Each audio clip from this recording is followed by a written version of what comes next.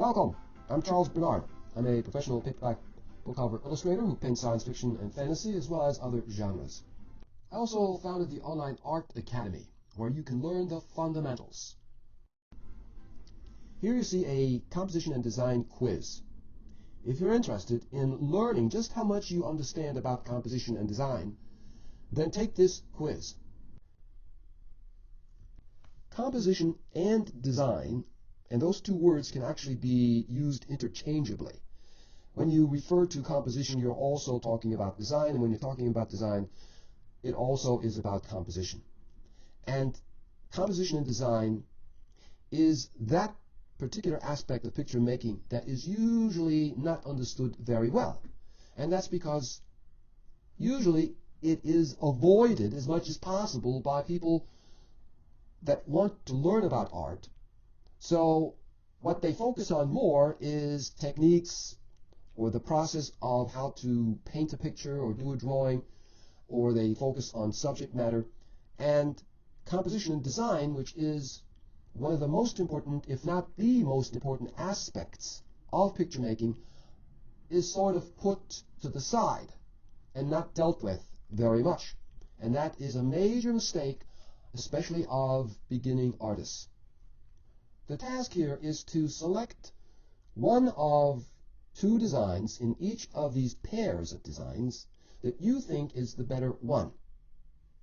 Now, I should mention that many people will feel that this one is better than that one. They're going by their intuition. They're going by what their gut tells them. And sometimes they are right. But the task here is not to rely solely on your intuition that tells you which is the better design. But the task here is to identify exactly why one design is better than the other. And that's not as easy as it may seem. Although this design quiz doesn't have a vast amount of examples, it nevertheless has the very things that are the most important when it comes to designing a composition. And this quiz can also reveal to you what the extent of your knowledge is about the most important aspects of composition and design. And it can also reveal to you just how much you still need to learn. It may be that you thought you knew quite a bit, but after taking this quiz, you may discover that you didn't know as much as you thought you did about design and composition. Which wouldn't be very surprising because, as I mentioned earlier in the video, this subject seems to be avoided more than any other aspect of picture making. The way you become better at composition and design is by becoming aware of where your lack of knowledge about the subject lies. And once you become aware of that, then you know what knowledge you need to acquire to become better at composition and design. It's all about knowledge. Knowledge is power. The more knowledge you have about composition and design and are able to apply that knowledge to your drawings and paintings, the better they are going to be.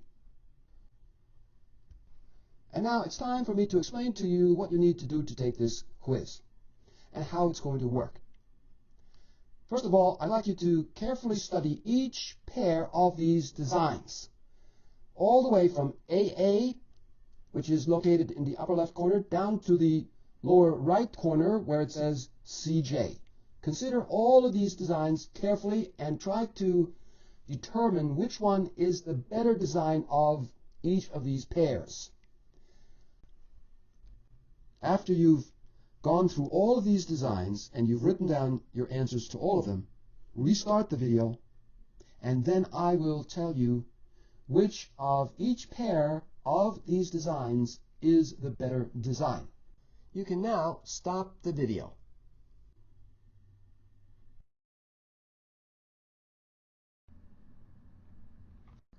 I'm going to quickly give you the answers, starting with this pair.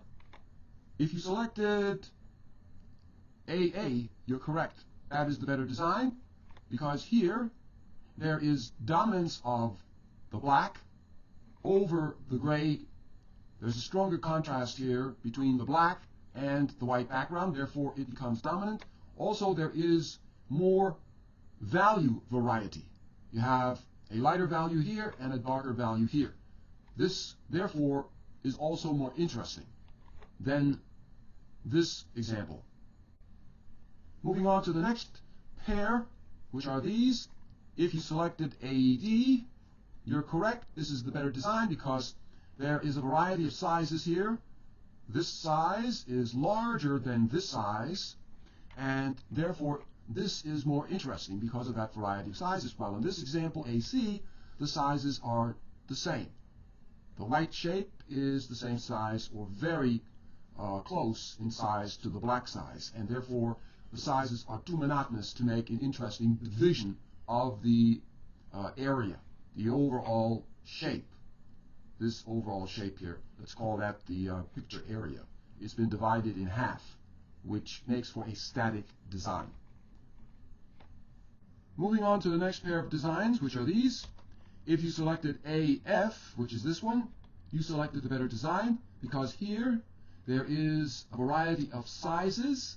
This size is larger than this one, just as in this example here.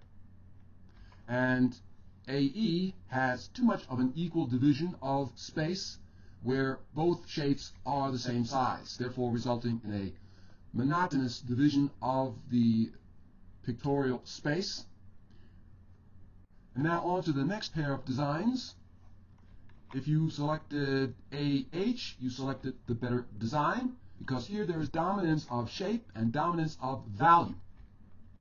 There is more of the black value than there is the white, therefore dominance of value is established. Also, there are more of these rectangular shapes here than this circle shape. The circle shape is a geometric shape, while these other shapes are irregular shapes, so there is this difference of regular versus irregular shapes. So it's the irregular shapes that dominate over the regular or geometric shape, thereby establishing dominance of shape. In AG, there is no dominance of shape or dominance of value because there are equal amounts of the black and equal amounts of the white. Also, the shapes are all different. This is an organic curving shape, while this is a geometric circle shape. While the two shapes are both curving shapes, they are, however, two different. And this is a rectangular shape, so you have three different shapes here, with no one shape dominating over the others, like in this example. Moving on now to the next pair of designs. If you selected AJ, you're correct, that is the better design. And the reason for that is because there is a nice balance between more quiet areas and more busy areas. The quiet areas are referred to as areas of greater economy because there is less going on within those areas compared to other areas that are more active, where there is more going on in terms of more texture, more shapes, a more active area. While in this example, here there's just too much going on. It's too busy. There's no relief provided with a more quiet area like in this example. On to the next pair, which are these. If you selected BB as the better design, you are correct because here there is dominance of color and dominance of line. There is more of this blue color than there is of the red, and therefore there's dominance of blue, and that dominance has been achieved through repetition, by repeating that blue line more often than the red line. Also, the fact that there are more of these curving lines here makes them dominant over the straight lines. In this example, there is no dominance of color and no dominance of line because there is too much equality. There's the same amount of blue as there is the same amount of red, the same amount of curving lines as there is the same amount of straight lines. Therefore, in this example, there is conflict. Conflict is resolved through dominance, which you find in this example. Now, in this pair of designs here, it is this one, BD, that is the better design. And the reason for that is because there is dominance of shape and dominance of value. Also, there is variety of sizes here that you don't find in this example. In BC, all of the sizes are the same. So there's no variety of sizes, and therefore also no dominance of size. In this example here, the better design, there's dominance of size because this geometric shape, this circle, is larger in size than all of the other shapes. There's also dominance of shape because most of the shapes are geometric circle shapes, while only one shape here is an irregular shape, this star shape. So therefore, it is the geometric shapes that dominate over this irregular shape. Or you can say the more uniform or regular shapes dominate over the irregular shapes. Now there's also dominance of value because there are more shapes that have this white value than shapes that have the black value. BC is in conflict because there is, again, too much equality, just like in this example that I pointed out to you. Where there is equality, there is conflict. And you can see in this example that there is the same amount of black value as there is the white value, and the fact that all of the sizes are the same puts them in conflict as well. There's no one size that the eye can single out and rest upon as being dominant in size. And also the conflict exists between the shapes because there are the same number of circle shapes as there are star shapes, with no one shape dominating over the others like in this example of BD. Conflict always must be resolved through dominance. If you have conflict in your pictures, you have no dominance.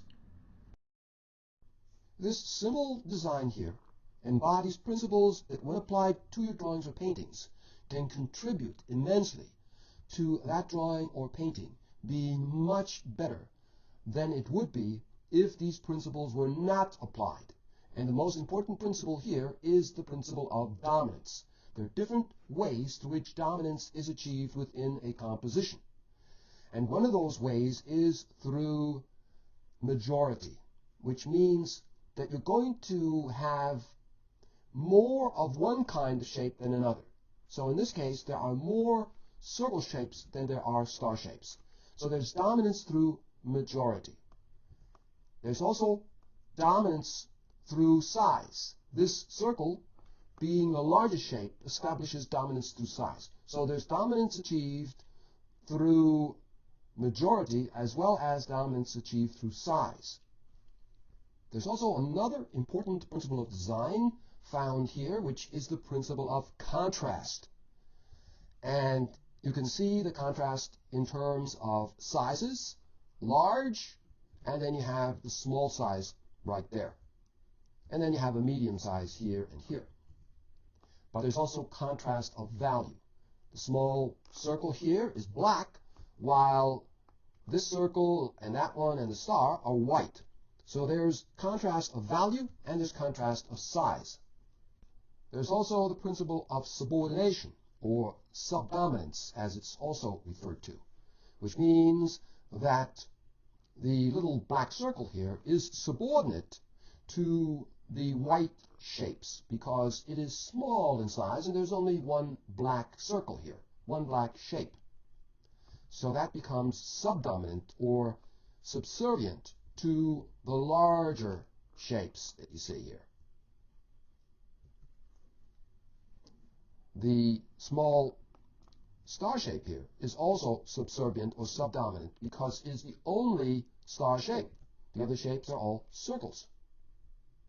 So the star shape becomes subordinate to the circles, or subdominant to the circle shapes. seeing these abstract examples and me explaining to you why one design is better than another doesn't really give you an idea of what they look like in an actual illustration, in an actual picture in which there are more realistic, recognizable images than just these abstract designs. So therefore, I'm going to do a rough black and white sketch to which I apply the principles that I just talked about, referring to this design here. On this white panel that I just brought up, I'm going to do a quick, rough black and white sketch to which I apply the principles that I talked about in this design, as I mentioned.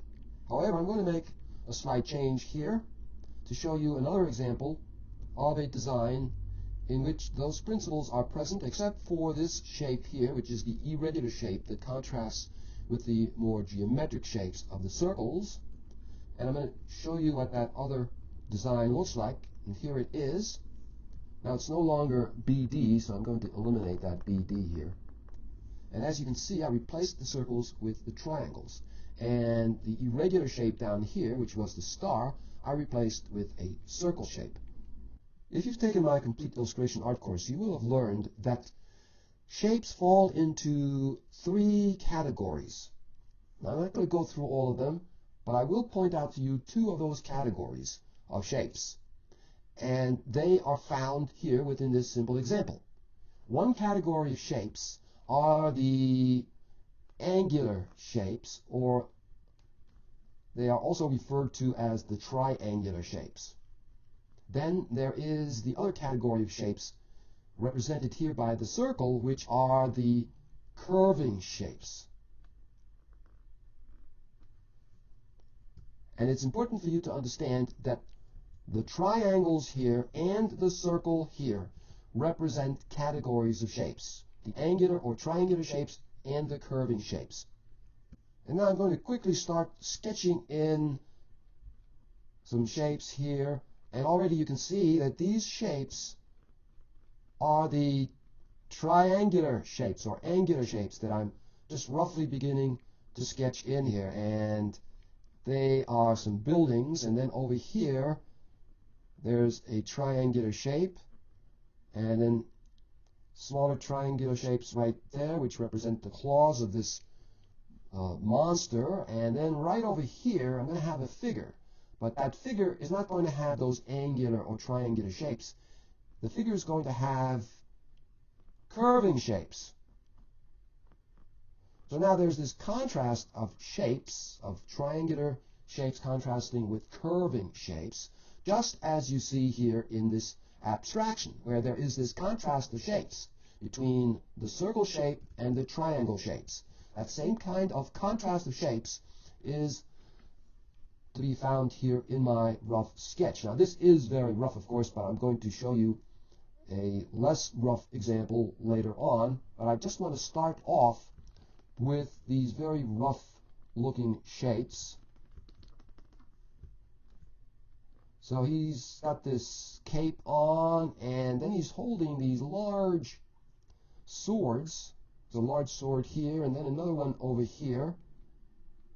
And looking at the swords, you can see that those swords have that angular shape to them. The circle here, which contrasts with the triangle shapes, is integrated with those contrasting shapes. And that's because the circle is black and these 2 triangles are black. And therefore it is the property or dimension of value that this circle has, which integrates with these triangles here. It's because there's black on the circle and black on the triangles. That's what integrates them. It's not the shape that integrates them, because the shapes are different. In the case of a white triangle here, it is not the value of the triangle that integrates this triangle with these 2 triangles here, which are black. Rather, it is the fact that this shape is a triangle, and these shapes here are also triangles. Therefore, it is shape that integrates this white triangle with these triangles here, and not its value. with the circle here, if that circle were white, like this, that circle now would not integrate with the two triangle shapes here, but it would integrate with this white triangle shape. However, now there is no dominance of value because I have two shapes that are white and I have two shapes that are black. But if I change the value of this white triangle to black, now I have dominance of value because I have three shapes that are black and only one shape that is white. But there's a problem here, because this circle shape now does not integrate with any of these triangle shapes.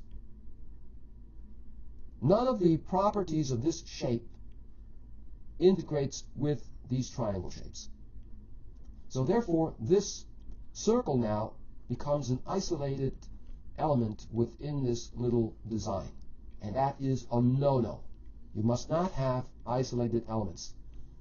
Each element within your design or composition must relate to some other element. Art is all about establishing relationships, relating one element to another, in order to create unity and harmony. Without unity and harmony, you have no art. You just have chaos, a big mess. What I'm going to do now is apply what I just explained to you to my rough sketch.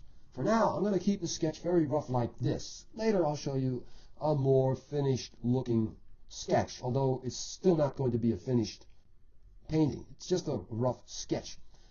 The first thing I'm going to do is just add this value over the entire sketch here like this.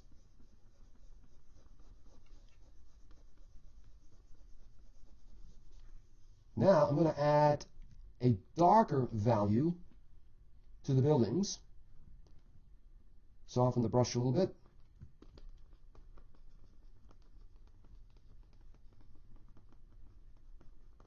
And a dark value over this leg of this monster that is standing in front of the figure.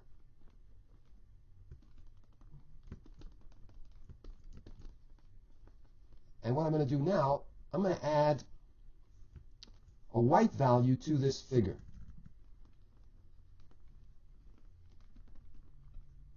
Keeping things very rough. And actually, when you see the example in such a rough way like this, it actually helps to clarify what I'm trying to explain to you. And then the sword that he's holding here also has this white value. On second thought, no, the sword doesn't have that white value to it. And the other sword, he has actually two swords. The other sword over here is not a white value either. Now, the figure, it has curving shapes, represented, as I explained to you, by the circle in this abstraction.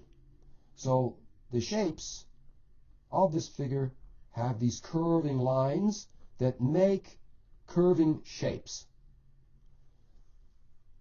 The buildings back here and the leg of this monster, they, as I mentioned, have these angular shapes and straight lines to them, angular lines. And the monster's leg is also angular, and the claws. So what I have here is a contrast of these shapes, just as I have a contrast of shapes in my little abstract example. In this example here, the figure, because it has this white value and is a curving shape, doesn't integrate with the dark angular shapes and value of the buildings back here and the leg of the monster. I'm going to add some more curving lines here just so that it's more clear that this is a curving shape that I'm talking about.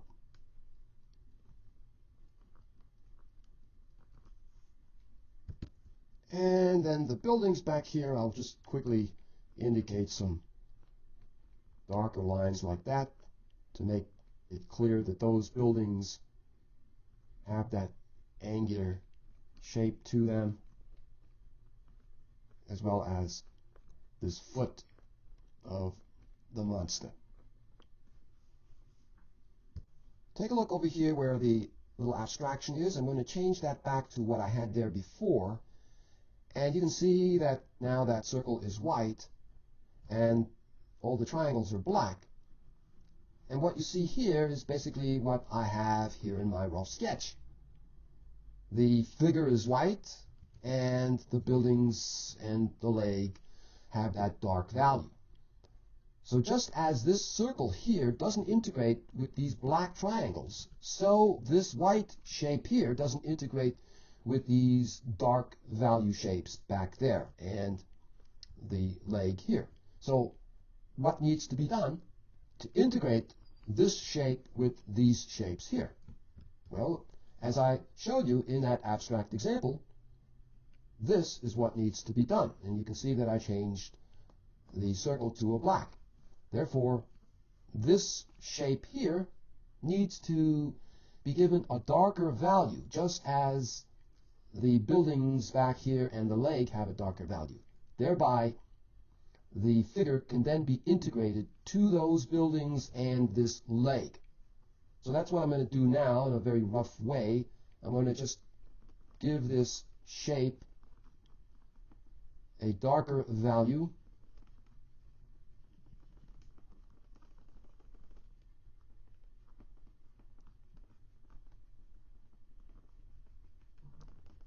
And by doing that, I now have integrated this shape into the shapes of the buildings and the leg over here. Just like what you see in this example. A black circle and black triangle shapes. Integrate those contrasting shapes, and in my example here, this contrasting circular shape is now integrated with the angular dark shapes of the buildings. Since this figure here is in the foreground, I can make that value darker. Darker values are put in the foreground, and then lighter values are on those shapes that are further back in order to give a feeling of depth to the painting or drawing. So what I'm showing you here also is that the value doesn't have to be exactly the same that you repeat. The values only need to be similar, and that's enough to integrate the two different shapes that have a dark value, like in this case. So I don't have to have this foreground value the same as the value on the buildings back here. As long as the values are somewhat similar, they will integrate one with the other. In other words, they will combine or connect with each other. An alliance, in other words, will be formed. And by doing that, you create a strong, unified composition. And this leg here can also be given a darker value so that it appears to be in the foreground more. And now you can see that the buildings here, having a somewhat lighter value, but still a dark value, appear to be further back in space. Greater feeling of depth has now been achieved because of these differences in the dark values.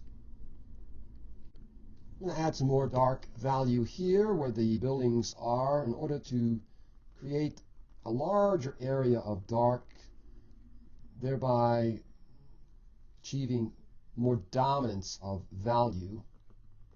And then on the figure, I can have a light value like this, some accents of light.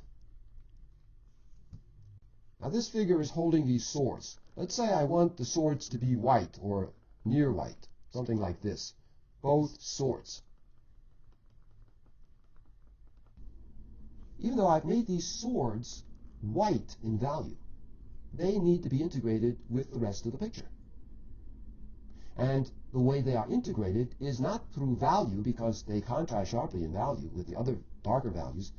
They are integrated through shape, just as in this example over here. This little white triangle is integrated with these black triangles because this white shape is a triangle, and these black shapes are also triangles. And that's how these white shapes here of the swords are integrated with these other shapes that have a dark value. It's because they are all angular or triangular shapes. That's what integrates them. That's what unites them. That's what forms an alliance between the strong contrasting values of white and dark values. So it's through shape and not through value that the swords are integrated with the other shapes within the picture. This brings me to another important matter which you need to be aware of, and that is that the shape that is integrated with the rest of the picture is integrated with the dominant shape. If you look over here where the abstract example is, the dominant shape is, of course, the triangle. And why is that dominant? Because there are more triangles than circle shapes. So when you have a contrasting shape in terms of value, like this triangle contrasts in terms of value with the other triangles, that contrasting element, let's say, needs to integrate with the dominant, whatever that dominance is, dominant value, dominant color, dominant texture, not with that part of the picture that has the subdominant element. In this example here, the subdominant element is the circle, because there's only one circle. So when you have a contrasting element like this white triangle, you don't try to integrate that with the subdominant element in the picture. You try to integrate it with the dominant element. So in my rough sketch here, the dominant element is the triangular or angular shapes found throughout the picture, but not found here on the figure. Therefore, these white sword shapes don't integrate with this curving shape figure. They integrate, as I pointed out to you, with the angular shapes, which are the dominant shapes within this picture. Therefore, these white swords form an alliance or integrate with a dominant element, which is, in this case, shape. What I've shown you here, I've tried to make as clear as possible. However, you probably will need to see many more examples before all this really sinks in and you begin to gain a greater understanding of this, and you begin to realize just how important this is, and that when you're able to apply it to your own drawings and paintings, that's when you're going to see a tremendous improvement in your work, because this is one of the most important aspects of picture making. And it's not something that you're going to be able to avoid if you want to draw and paint really great pictures, because all great art has this, what I've just shown you. Therefore, it can't be ignored. If you ignore it, at some point, you're going to have to come back to it. You're going to realize that what I've shown you here is what you need to apply to your work in order for it to become really good or great. However, if you don't yet understand this, and I don't really expect you to fully understand it yet, you're going to need to learn more about it and see more examples. If you'd like to learn more about these kind of things that I've been showing you, then you might want to check out my complete illustration art course, which is all about teaching you these kind of things. And it is these kind of things, or this kind of information, that is very difficult to come by. I'm sure that you probably haven't come across any videos that have shown you what I have just shown you here. There are, of course, sources, such as some art schools, where you can get this kind of information, but it could end up costing you a lot of money. And if you go to that school, it may take a long time before they even get around to teaching you these kind of things. So, that said, What I want to do now is jump ahead and show you a more finished looking version of this really rough sketch. So here's a more finished version of that really rough sketch that you saw. This is still a rough sketch. It's not a finished painting. But what I showed you in that previous rough sketch is still in this rough sketch here. All those things that I pointed out to you are still here. The darker value can be found here on these foreground shapes. A lighter dark back here, thereby creating a greater feeling of depth. This curving shape that you see is integrated with these more angular shapes that you see back here. By way of value, they both have that dark value which integrates them. And remember, I said that the values don't have to be the same.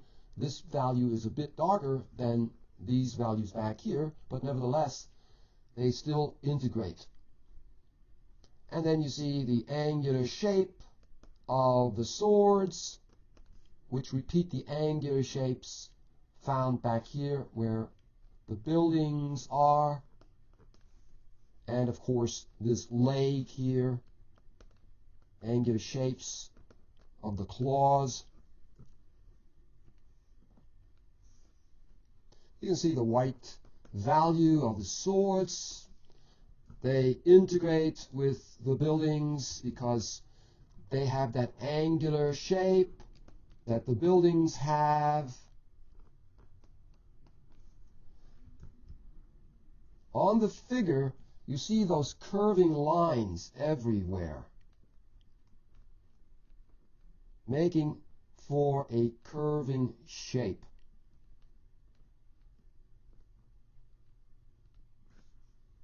And a curve right there. And those curving lines contrast with the straight lines that you see back here where the angular shapes are. They are made up of straight lines. So you have that contrast of lines as well as the contrast of shapes. Curving lines on the figure, straight lines on the buildings.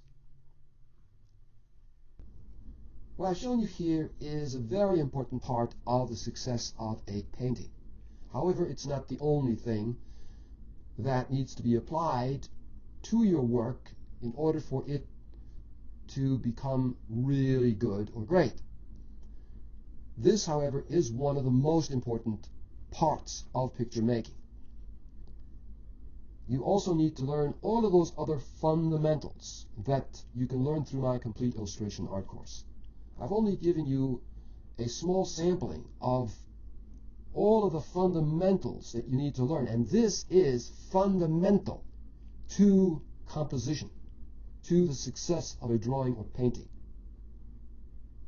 In addition, of course, you need to learn about color and lighting and mood and all those other things in perspective, which my course teaches you.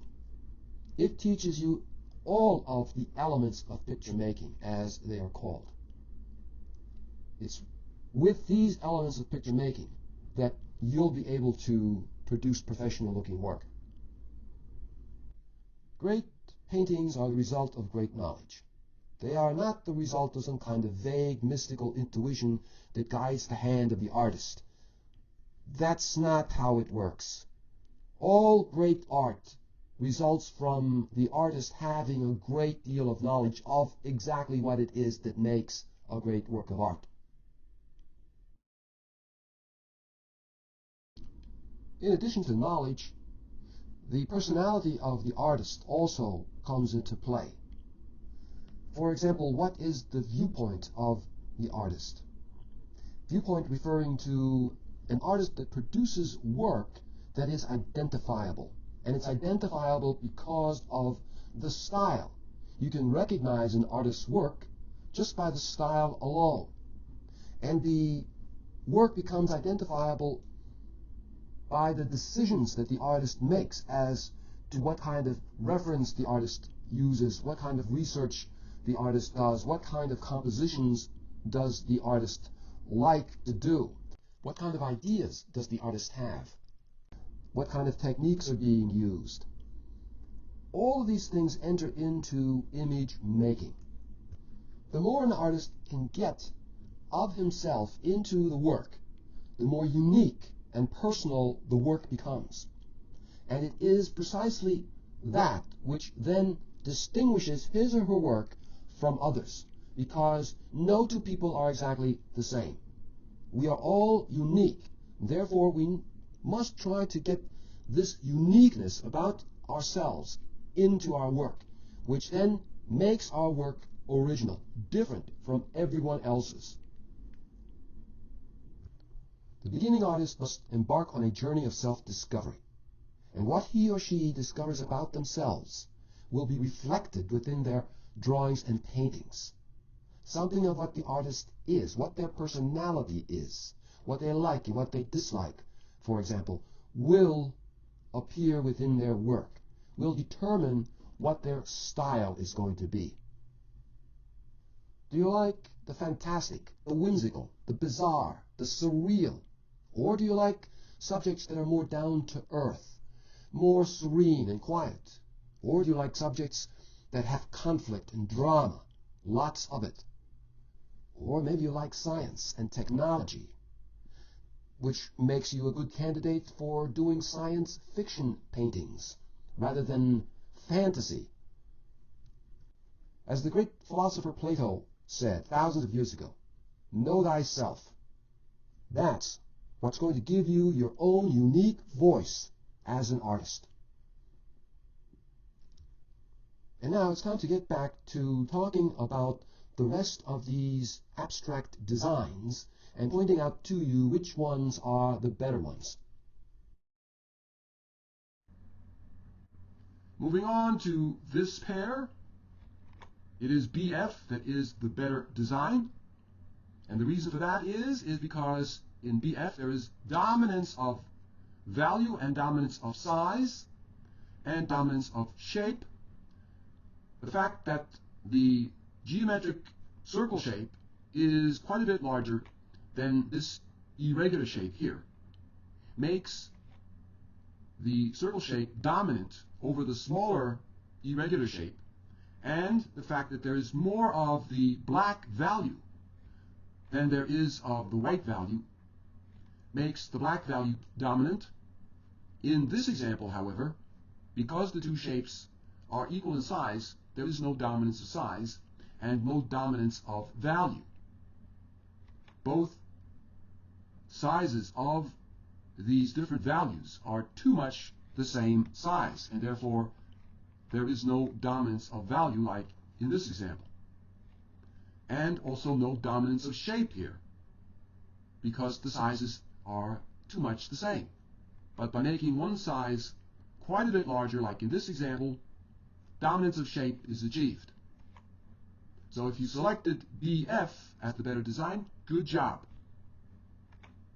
And also the fact that these two shapes here are overlapping, thereby forming a unity that doesn't exist here, because the two shapes are separated and not overlapped. Whenever you overlap shapes, a more unified composition results. In this pair of designs, it is BH that is the better design, because in BH there is dominance of line. Since this straight line is larger in size than the smaller curve, it dominates over the smaller curve. However, in this example, in BG, there is conflict between the straight line and the curve, because neither one is larger in size than the other. So this conflict needs to be resolved. In your compositions, always have one kind of line dominate over the other. Moving on to the next pair of designs. If you selected BJ as being the better design, you're correct. And that's because the circle shape has not been placed in the exact center, like in this example. When you place a shape in the exact center of the picture area, a static composition will result. In this example, you can see that the black shape has been placed off center.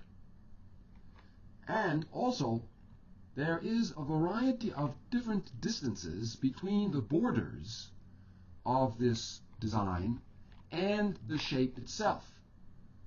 like this, for example. You see that distance between the border and the edge of the shape is different from this distance between the left border and the edge of the shape. And also over here on this side, there is a different distance. And then the largest distance between this border and the edge of the shape exists right here.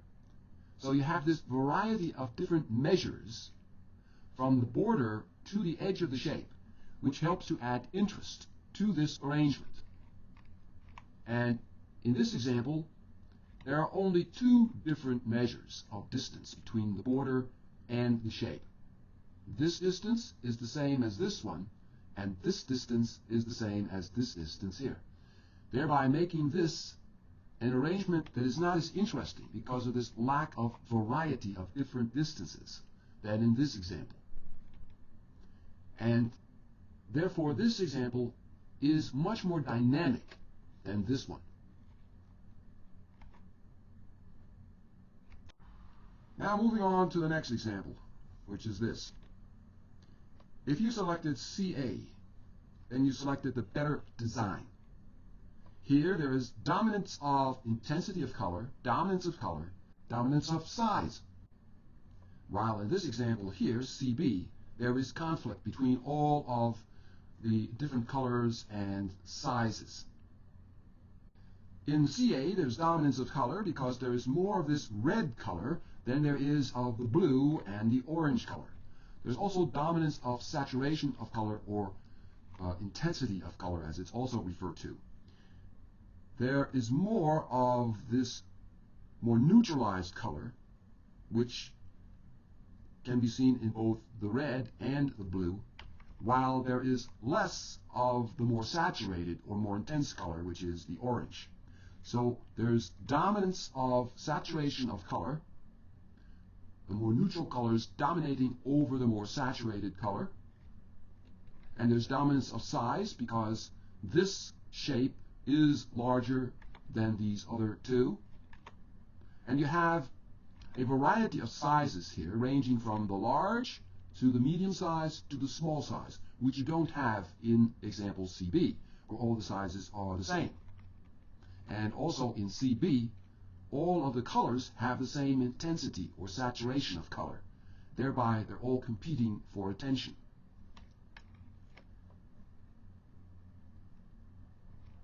And now, for these two designs here. If you selected CC as the better design, you are correct. Here, there is more variety of sizes than in this example, where the lines are all of the same size. There is dominance of line because of this line being much larger, and there's dominance of direction because this vertical line dominates over this horizontal line here. There's a horizontal direction in this design, and there are these vertical directions. The fact that there are more of the vertical directions, as well as one of these vertical directions being the largest, makes the vertical direction dominant over the horizontal direction. However, in this example here, the size of this horizontal direction is the same as the size of these vertical directions, thereby not establishing a strong dominant direction. If one of these vertical lines were larger in size like that, like in this example, there would be a stronger feeling of a vertical direction than in this example, in which the lines are all of the same length. Even though there are more of the vertical lines than the horizontal lines, the feeling of a strong vertical direction is not present because of the lack of a longer line. Another thing I want to point out to you in example CC, which makes this a better design, is the fact that the intervals of space that you see here between the lines is different than in this example, in which the intervals of space are all the same. When there is a variety of intervals of space like you see here, that makes for a much more interesting design than if all of the intervals of space are the same like in this design. See how close these two lines are to each other compared to these two lines? Or this line and the edge of the border here? The spaces or intervals of space are varied. And this is what you need to try to achieve when you have intervals of space in your composition. Additional variety is provided in this example by the fact that some lines are of different weights than others. For example, this line is much thinner than this line is, and this line is a bit thinner than the dominant line here, while this horizontal line is the thickest. So there is this variety of weights of line that provides additional variety and therefore additional interest, while in this example only the horizontal line appears heavier or thicker than the vertical lines do. All these vertical lines have the same thickness. So there's very little variety in this example compared to this one. And now moving on to the next pair of designs, which are these. If you selected CF as the better design, you're correct. In this design, there is a variety of different sizes, with one size dominating over the others, which is, of course, this size here. In this example, CE, you don't see that kind of variety of sizes with one size dominating over the others. Here, all of the sizes are the same. In example CF, there's also dominance of value, because there's more of the black value than there is of this white value. While in CE, you don't see that. What you see is the same amount of black as there is of the white.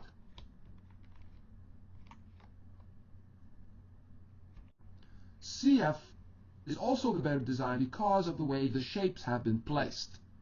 They've been placed to vary in position. You have the white shape over here, then you have the black shape over here on the other side, and then this shape is moving over toward the right more, and then this large shape is over toward the right more. The shapes, as I said, vary in their placement, and also the spacing or intervals of space between the shapes is different. You see, this interval of space is different from this interval of space, and that interval of space is different from this interval of space. And then you have the different distances between the border and the edge of the shapes, such as this and this and this and this. While in example CE, you don't have that kind of varied placement of the shapes and the variety of intervals of space between the shapes. So this arrangement or design is much more static and uninteresting because of that compared to this example. And also the distance between the borders and the edges of the shape are not varied enough, like in this example.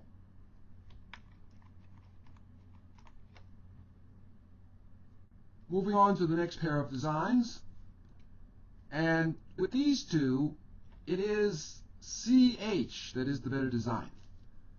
And the reason for that is because there is better balance here than there is in example CG. The fact that there is a white shape here that has been placed within the black shape balances the white shape over here. And the fact that this black shape has been placed within the light area balances the black that you see here. While in example CG, the white shape here is not balanced because there is no white shape placed here within the black shape. And the fact that there is this kind of alternation taking place of white against black and black against white creates more variety of contrasts than in this example, where you don't have that kind of variety because you don't have the white contrasting with the black. You only have the black contrasting with the white background here. So there's less variety of contrasts here than there is here. And of course, there is more balance in this example than in the other. Example CH demonstrates the principle of design called counterchange or alternation, which is, as you see here, light against dark, and then it changes or alternates to dark against light. This is a very important principle that you need to learn more about and see actual examples in which the principle has been applied to more realistic looking images.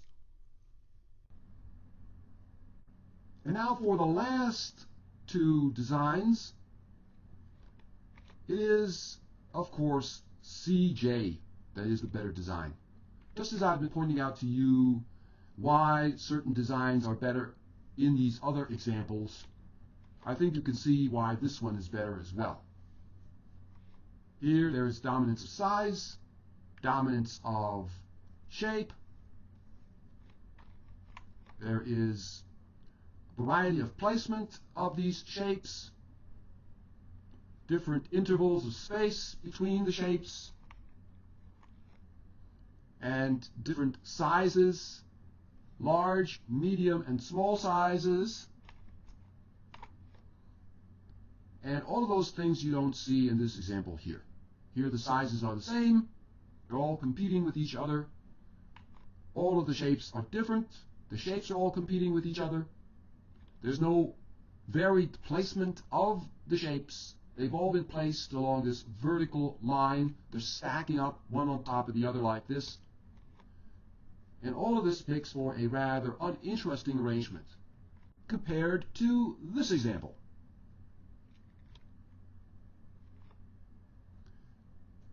If you got them all right, great job, congratulations. If you only got a few right, that tells me that you really don't yet understand what you need to do to produce a really good or great composition. You haven't quite grasped it yet, but you can get there. It's extremely important that you understand the importance of these principles of design that I've shown you here.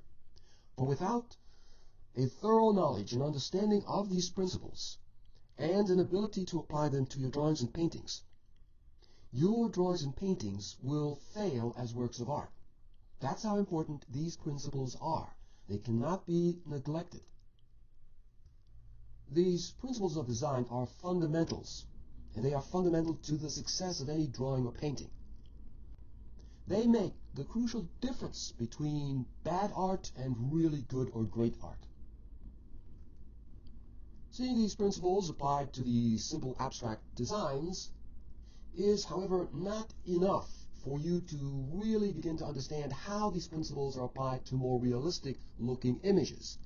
And my complete illustration art course shows you how these principles that I've shown you here are applied to more realistic, recognizable looking images. That's when you really begin to understand how these principles are applied to actual drawings and paintings.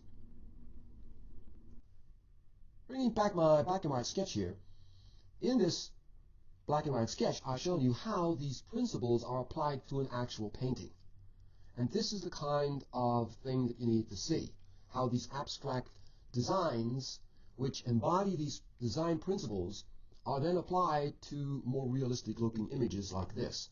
This is when you really begin to get that light bulb in your head to light up, and then you say, I understand now. I see how this principle is applied to an actual painting, and I'm going to try to apply it to my own work now. And if you're able to do that and get more and more of these principles into your work, you're going to see your work get better and better. This design quiz has been designed to make you aware of just how much you really understand and know about composition and design. It's not intended to make you feel bad if you get most of these wrong or some of them wrong. It's intended to point out to you where your weakness lies and where you need to gain more knowledge, which in turn will then make it possible for you to paint and draw even better pictures. Showing simple examples like this to demonstrate the principles of design is one of the best ways to be introduced to these principles, because it makes it more easy to recognize the principles in simple designs like this than in more complicated looking paintings in which there are realistic looking images. If you can't recognize the principles in simple designs like this, you're certainly not going to be able to recognize them in more complicated realistic looking paintings.